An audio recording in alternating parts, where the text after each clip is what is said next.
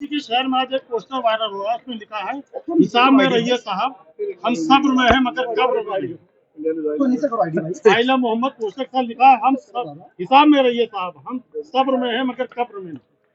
देखिए, इस तरीके की हिमाकत जो लोग कर रहे हैं और जो इस तरीके का या तो कोई बयान दे रहा है या इस तरीके की जो हरकतें कर रहा है, ठीक है। अब देखिए, अब आप देखें कि पिछले 7 वर्षों में, 7.5-8 वर्षों में योगी जी ने अपनी सरकार में लॉ एंड ऑर्डर को बना के रखा है। तो अब अगर ये लोग अगर यही भाषा चाहते हैं कि उसी भाषा से इनको जवाब दिया जाए, तो कोई बात नहीं, सरकार उसी भाषा में जवाब देगी। जिस तरीके से आज आजम खान मिलने वो अगले साल तो मिलने गए, आजम खान से खुद आजम खान रिसीव किए, बाद में एक सपा सांसद को लेके नहीं गए, क्या उन्हीं की पार्टी में खटापट चल रही है क्या? वो अगले से मिलना चाहते हैं? मुझे ये बात समझ में नहीं आती कि मीडिया इतना क्यों आजम खान को हाइप दे रही है।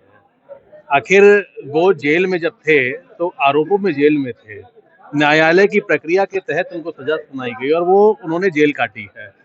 वो कोई तीर्थ स्थल पे तो नहीं गए थे कि उनको जेल हो गई है। अब अगर बेल पे छूटे हैं तो ठीक है, वो भी एक न्यायिक प्रक्रिया है कि वो बेल पे आज है, कोई बरी तो हुए नहीं है। कोई भी उनसे मिलने जा रहा है, वो उनका व्यक्तिगत मामला है। कोई अगर मान लीजिए उनके राष्ट्रीय अध्यक्ष उनसे मिलने जा रहे हैं, तो उनकी पार्टी में है तो उनसे मिलने जा रहे हैं।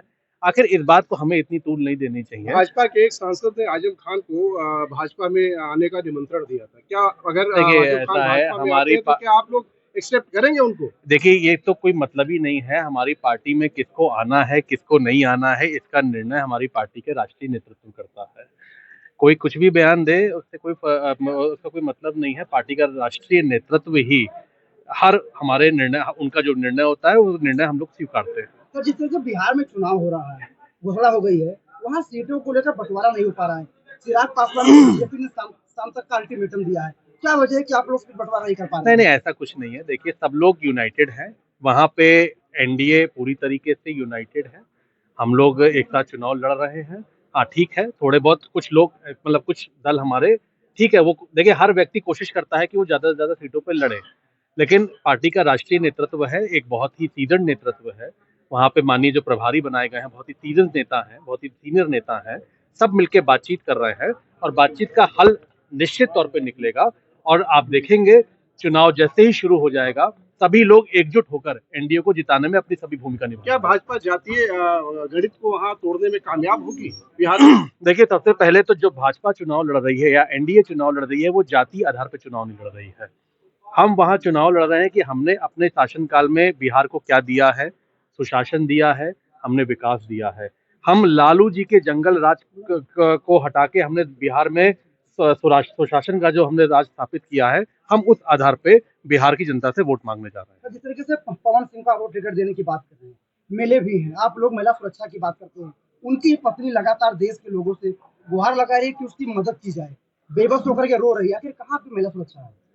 देखिए, आरजेडी के लोग निशाना साध रहे हैं, ऐसे लोगों को अब आरजेडी महिला सुरक्षा की बात करेगी तो हम उसका जवाब देंगे। आप बताइए, तो हताशक बात हो गई, मतलब हंसने वाली बात हो गई। आरजेडी जिनकी सरकार में महिलाओं का अपहरण होता था, महिलाओं की हत्या होती थी, अब वो महिला सम्मान, महिला सुरक्षा की बात करेंगे?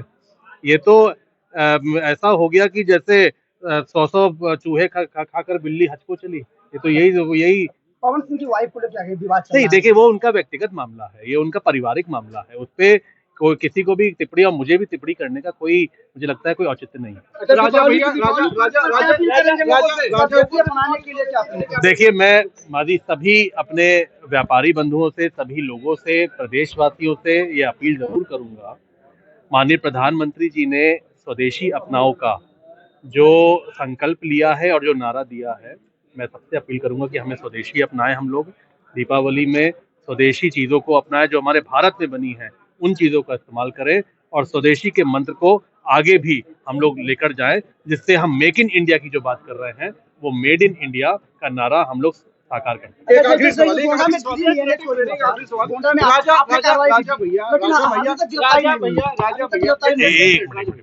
राजा भैया ने जिस तरह से शस्त्र पूजन करके मतलब शस्त्रों का मतलब 200 से 300 शस्त्रों का प्रदर्शन किया है, उनकी पत्नी का इतना गंभीर आरोप है, तो क्या जो है मतलब उत्तर प्रदेश सरकार उन पे जो है मतलब इस तरह की कोई कार्रवाई? देखिए, अब दशहरे में तो शस्त्र पूजन किया जाता है।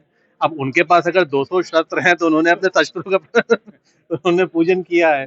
हर व्यक्ति अपने शत्रु का पूजन करता है, ये तो एक प्रथा चली आ रही है। अच्छा ठीक है, बोल रहे जिस पे ग्रीन एनएक्स